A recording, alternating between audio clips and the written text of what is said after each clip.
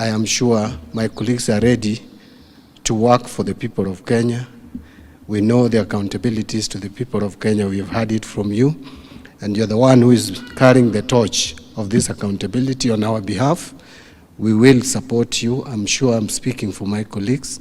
You have actually covered in a very short time what we expect. And now even those of us who are new, we are ready to go. Finally, I want to say that those of us who have joined the cabinet, we are also grateful to our colleagues who have been here. I think you have received us and welcomed us positively. We will work together as a team, both at the cabinet and also at our individual ministries.